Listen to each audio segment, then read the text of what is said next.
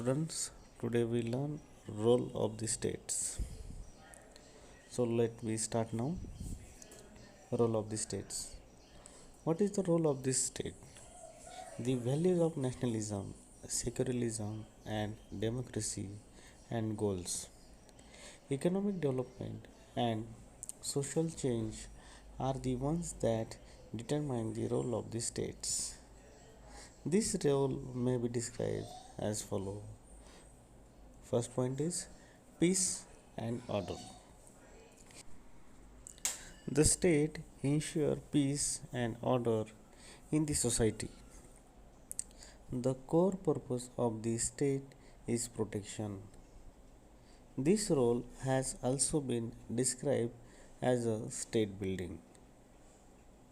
The survival of the political system may be threatened from international or domestic environment.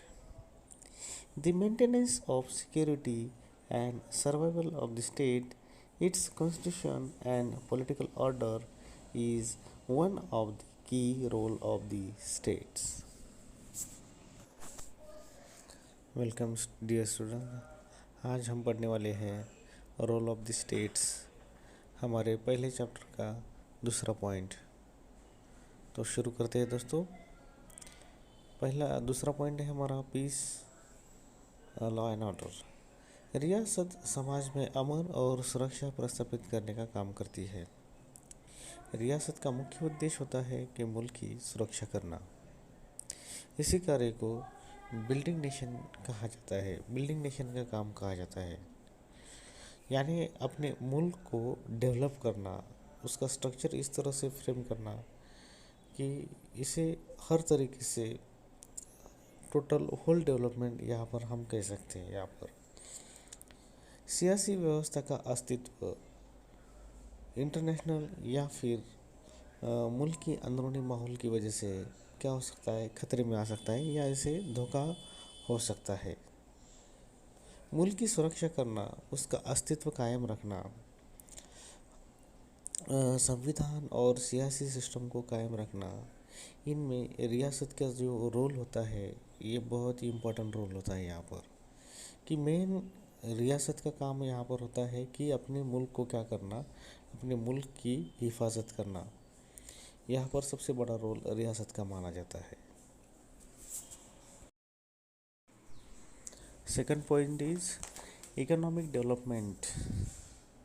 The state is expected to intervene in the economic life for the purpose of promoting industrial and agricultural growth and economic development. Economic stability and growth would ensure the economic well-being of the people. This does not imply creating a socialist system and planning. It implies that the state must be a facilitator of economic development. Next one is nation building. This refers to the problem of ensuring that the diversity in a society does not lead a disintegration of the state. Nation building is closely associated with the idea of national integration. हमारा दूसरा point है माशी तरक्की, economical development.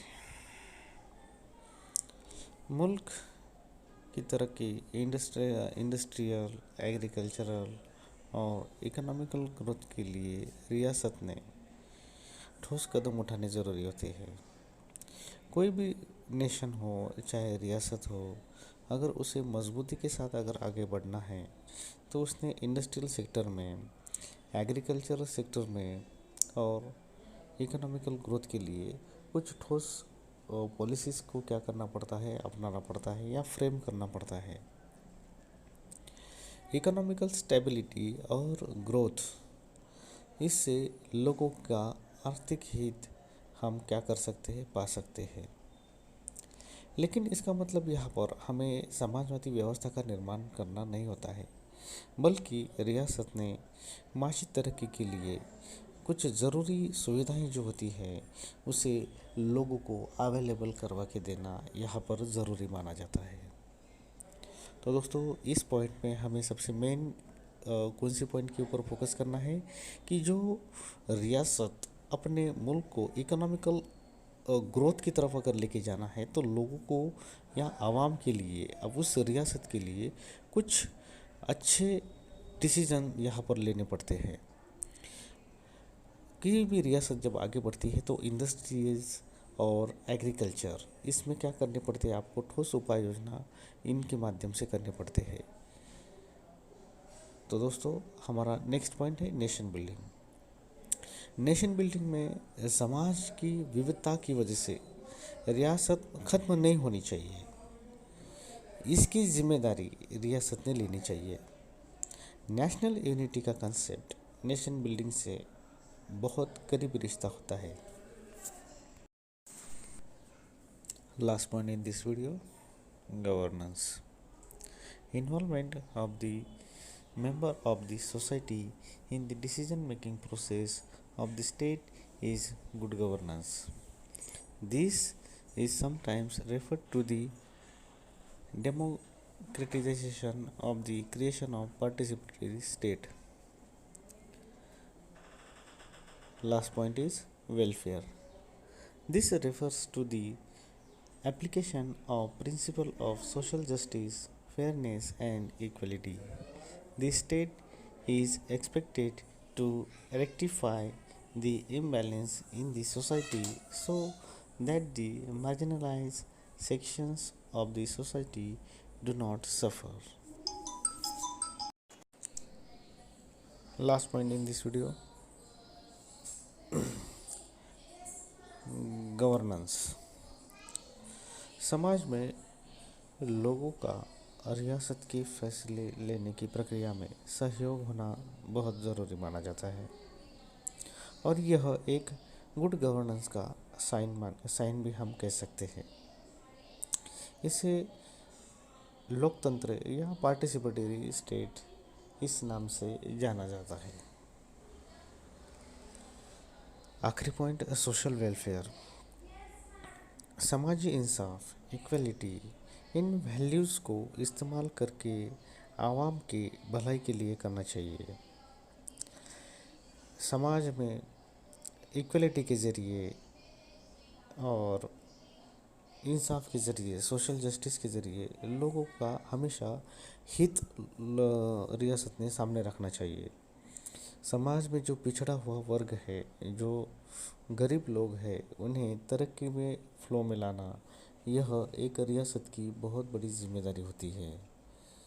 और हमेशा रियासत ने समाज में जो पिछड़ा हुआ वर्ग होता है इसके साथ उन लोगों के लिए अच्छी फैसिलिटीज़ प्रोवाइड करना, जो गरीब लोग हैं जिनकी आमदनी कम है तो ऐसे लोगों के लिए कुछ पॉलिसीज़ फ्रेम करके उनके भलाई के लिए कुछ अलग अलग स्कीम्स लाकर उन लोगों तक सारी सुविधाएं पहुंचाने का काम रियासत ने करना चाहिए। तो दोस्तों आज के इस वीडियो लेक्चर में हमने रोल ऑफ द स्टेट यानी रियासत का किरदार क्या होना चाहिए आवाम के लिए, उस मुल्क के लिए एक स्टेट का एक रोल किस तरह से महत्वपूर्ण यहाँ पर हमने देखा है आज के इस वीडियो लेक्चर में। तो दोस्तों अगले वीडियो में मिलेंगे हम, तब तक के लिए धन्यवाद। Thank you.